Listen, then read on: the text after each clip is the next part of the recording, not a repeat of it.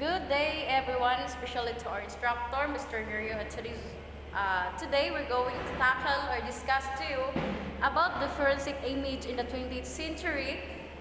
Without further ado, let's start. In 1904, the Lumiere brothers patented the autochrome color photography plates that were put into productions in 1907. So itong autochrome by Lumiere was an early color photography process patented in 1903. So sila yung France and first marketed in 1907.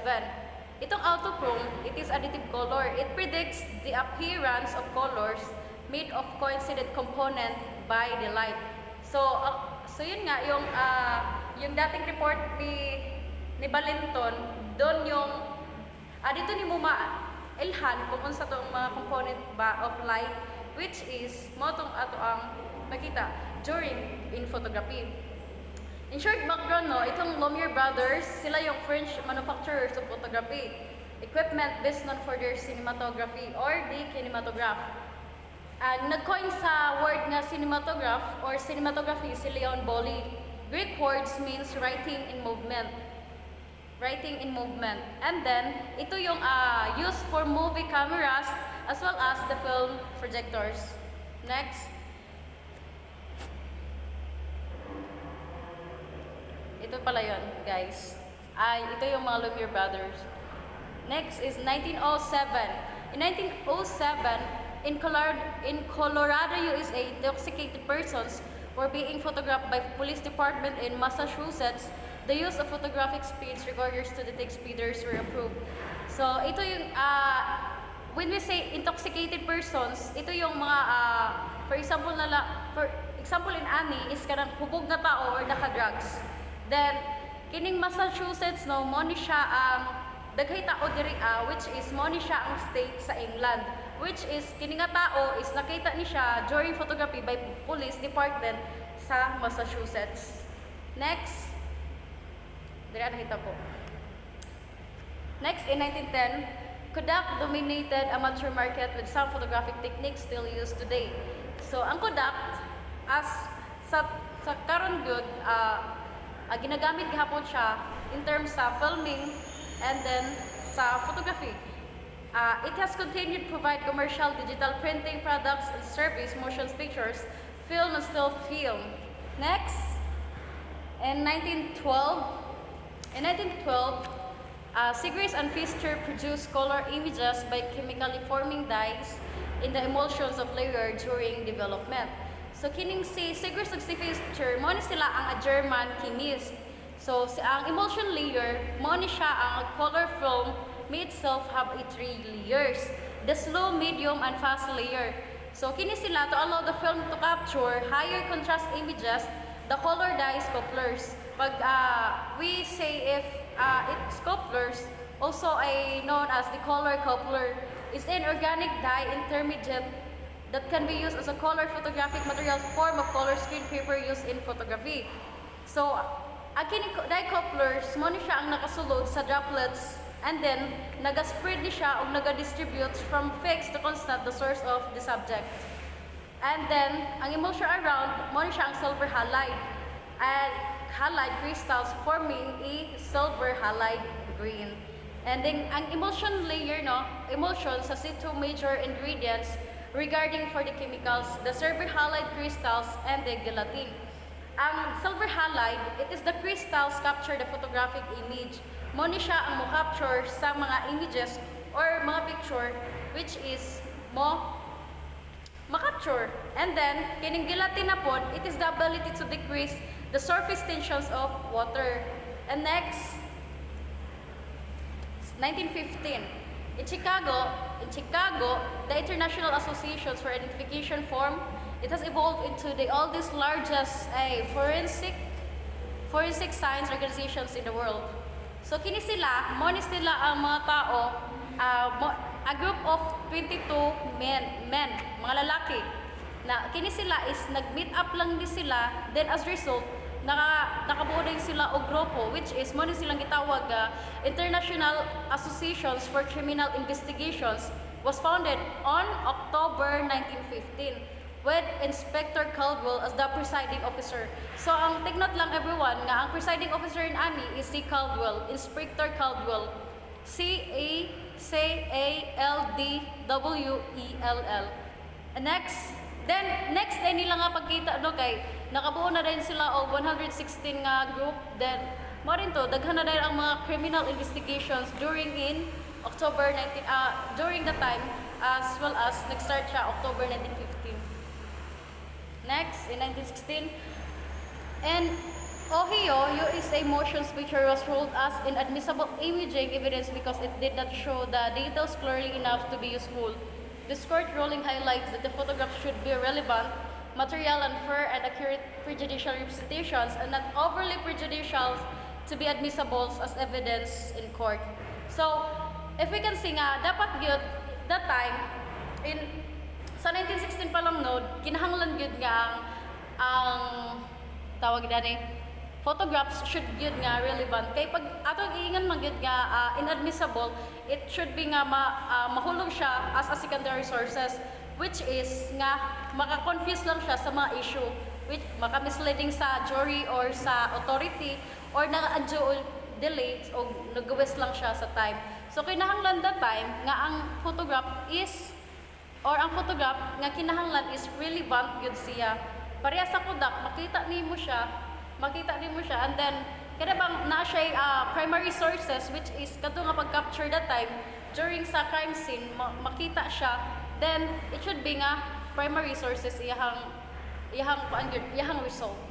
Ang kinahanglan gyud is admissible as evidence sa court. Kinahanglan siya nga naka-preserve gali. Next, in 1928,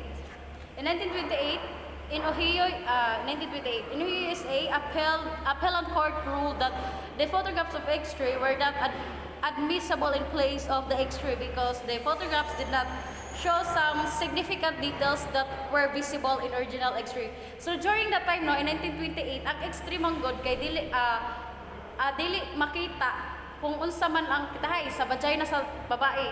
For example, kitahay naisulod. Wait lang ko sa isa. Then karon di siya makita gyud sa X-ray kay nga naman. Kay that time ang X-ray during in 1928 ang makita lang ang possible nga obtains is shadow picture lang siya of the skeleton. So iyang makita lang dito is kanang lang mga heavy kitahay napusil ka then ako sila nagpabili sa imong lawas. Maro to ang makita sa X-ray during in 1928 as an early days of X-ray photography. While today manggod kay makita na siya ang sa respiratory system, circulatory system, ug sa alimentary tract and many organs of the body. While as before is dili pa siya makita og dili siya admissible gagamiton in terms sa court. Next, in 1930, the flash bulb was invented, making it possible for a portable light source to enable the taking of many evidence photographs. So kining flash bulb mo ni siyang ginagamit when it comes sa crime scene or sa photography. Ginagamit siya kay importante ba siya kay ang light which is maka-produce siya color when it terms sa pag-photograph. And the next disinvite.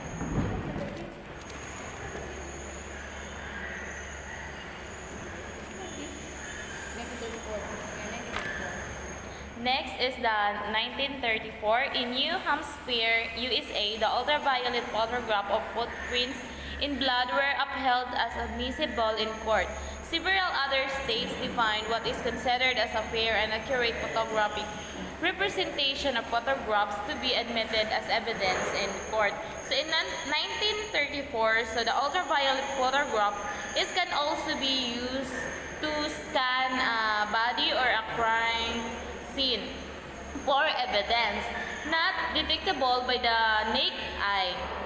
So UV light allow investigators and forensic researchers to examine and close and recover evidence that could not have been previously detected. So in 1938, So, in the United States, the microfilm of a document was admitted in the place of document and the admissibility of a color photograph. So, Kodak introduced the Super 620 camera, which featured an automatic exposure capability. So, an overview of the admissibility problems pertaining to photographically reproductive records and the application of the best evidence rule and the hearsay rule. Such recorder were three legal bases. In 1941, Kodak introduced the Kodak Color or color negative film. So Kodak Color it was the first color negative film introduced by Kodak. Was manufactured from 1942 to 1963. Processing of time film was originally included in the price of the film, but prints had to be ordered separately. So in 1942, Kodak introduced the Ektacolor or color slide film. The United States FBI laboratory split its photograph operations unit into a processing unit and a special photographic unit that has evolved into the current forensic audio, video, and image analysis unit. And in 1947, Edwin Land invented a Polaroid land camera. So Kodak introduced the Ektacolor or a color negative film. So Polaroid land camera is produced a finished print in 60 seconds. So Land stands for Edwin Land, the founder of Polaroid. So Polaroid camera are also known as instant cameras. It is a small and compact device that takes pictures and develops hard copy instantly. So in 1948,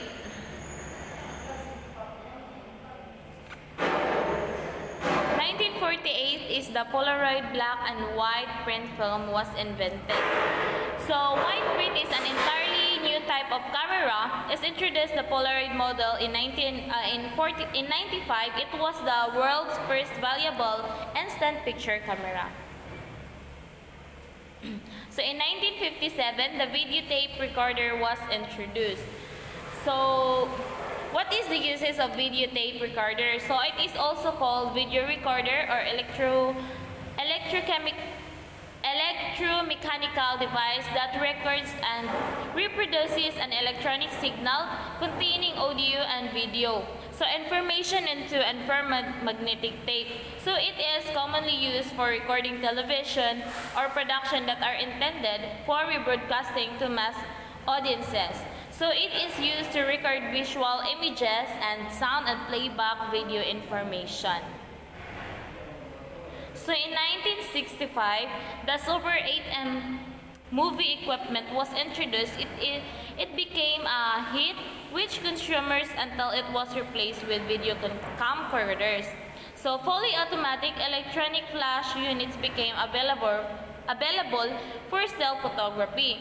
So the Super 8mm movie, it is a motion picture camera specifically manufactured to use the Super 8mm motion picture format. So these Super 8mm movie cameras were first manufactured in 1965 by Kodak for their newly introduced amateur film format, which replaced the standard 8mm film format. So thank you.